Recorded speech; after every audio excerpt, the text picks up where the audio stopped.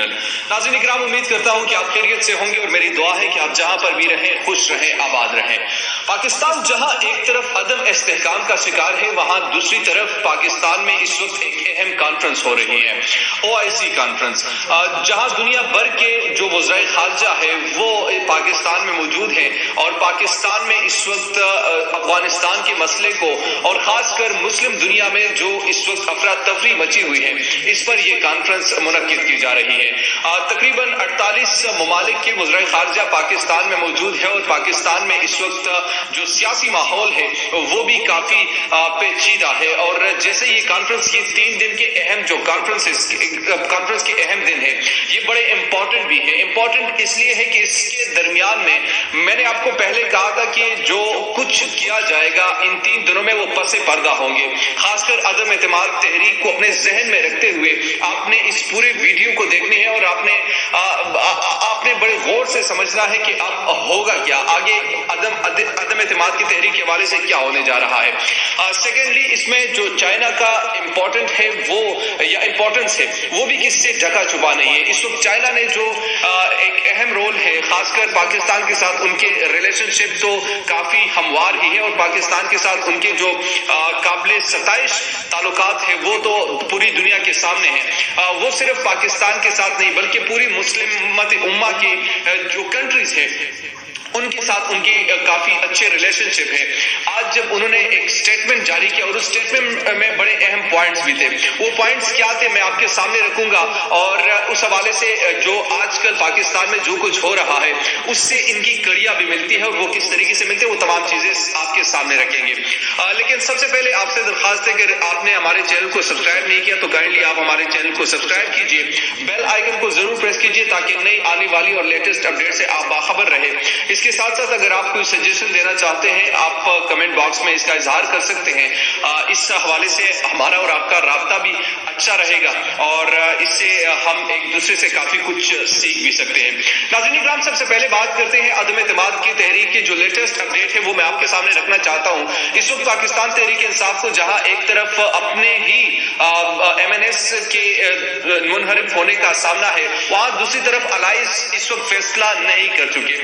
آج جو latest news ہم آپ کو دے رہے ہیں، پریزیڈنٹ آصف علی زرداری، سابق صدر آصف علی زرداری نے متحدہ قومی موومنٹ MQM پاکستان کے سربراہ خالد مقبول صدیقی کو مطالبات کی منظوری کا گرین سگنل دے دیا ہے۔ ذرائع کے مطابق آصف علی زرداری اور بلاول بھٹو کا خالد مقبول صدیقی سے ٹیلی فونک رابطہ ہوا۔ ذرائع کا کہنا ہے کہ آصف زرداری نے خالد مقبول سے استفسار کیا کہ عدم اعتماد کی تحریک پر کیا فیصلہ کیا۔ میں نے آپ سے کہا براہ راست مجھ سے اور بلاول سے رابطے میں رہیں۔ خالد مقبول صدیقی کا کہنا تھا کہ جی بالکل رابطہ رہے گا۔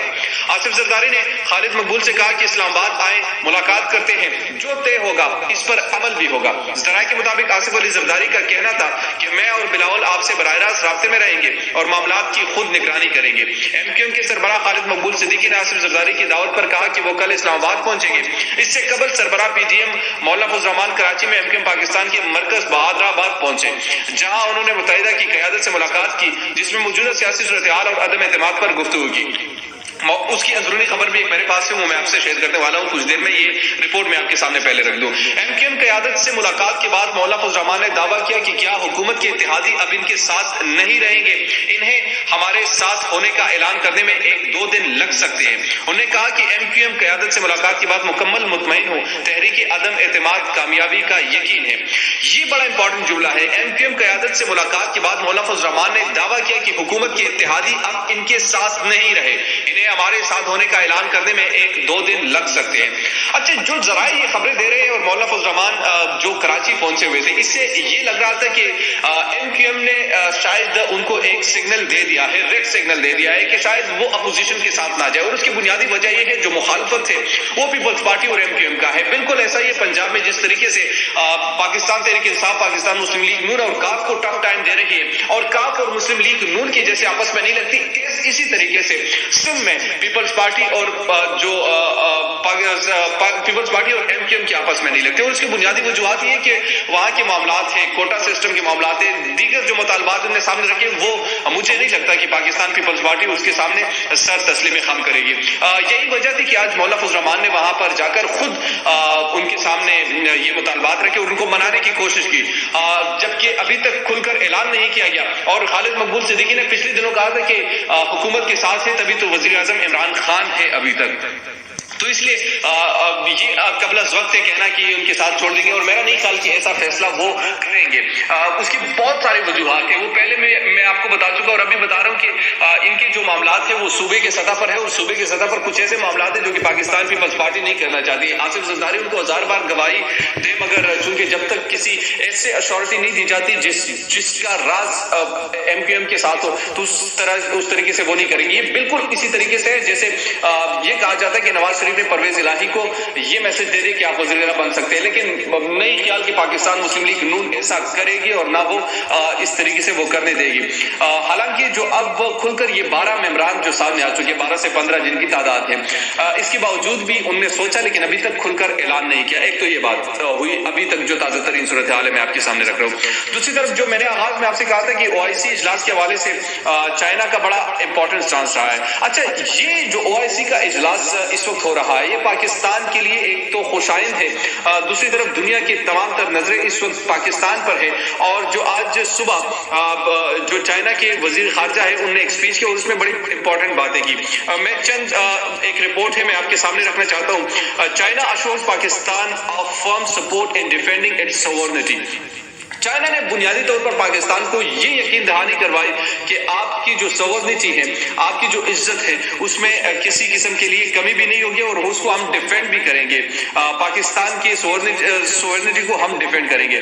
Foreign minister Wang یائی is in Islamabad to attend the 48th session of the Council of Foreign Ministers of the Organization of Islamic Cooperation OIC, as well as to hold a bilateral meeting with Iron Brother and strategic ally Pakistan. یہ پاکستان کا strategic partner ہے اور iron brother سے ان کی ملاقات بھی ہوئی ہے اور اس کے ساتھ ساتھ آئرن بردر پاکستان سے مراد ہے ان کا. تو یہاں پر جو امپورٹنٹ جو پوائنٹ ہے وہ میں آپ کے سامنے رکھنا چاہتا ہوں. وہ یہ کہتے ہیں in his first visit to Pakistan، یہ ان کا پہلا وزٹ ہے. Since the first outbreak of COVID-19, Wang said the two countries are committed to enhancing strategic coordination and pragmatic cooperation. China and Pakistan need to have closer community of shared future so as to bring regional peace, stability and prosperity, Wang said.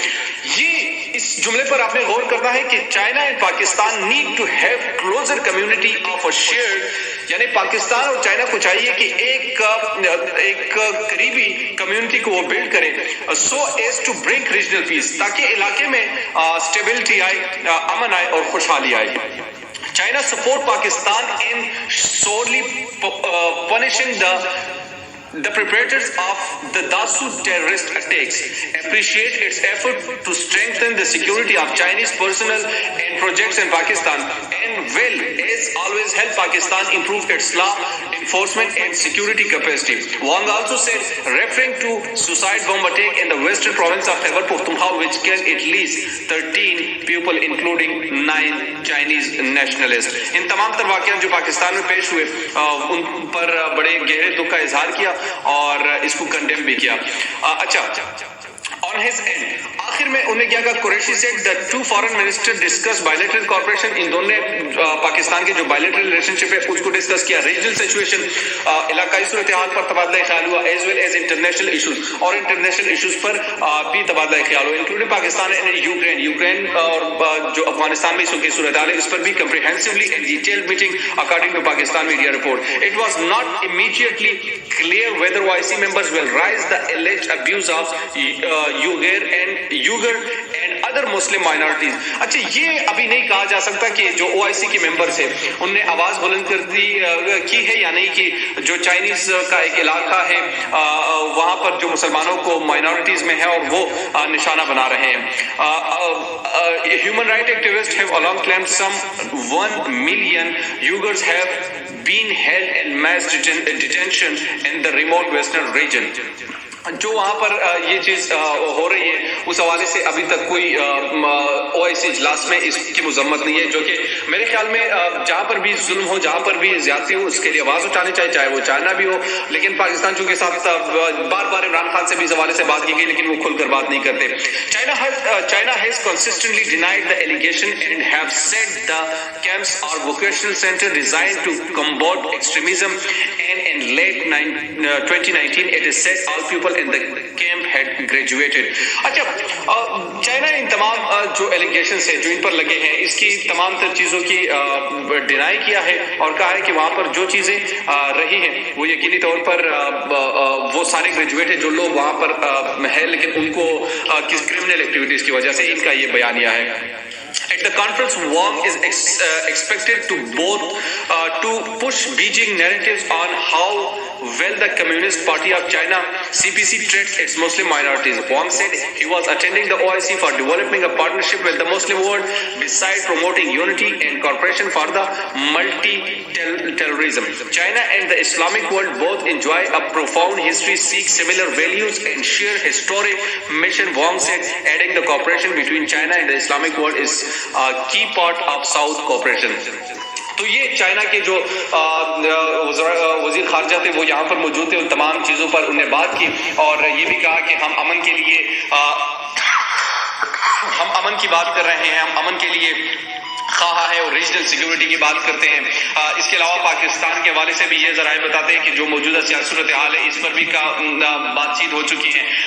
جو اس وقت important چیز ہے وہ OIC کی meeting ہے اور OIC کی بات جس طریقے سے پاکستان کی صورتحال ہے وہ کس کروٹ بیٹھتی ہے، ان تمام چیزوں کے حوالے سے بات چیت بڑی امپورٹنٹ ہے.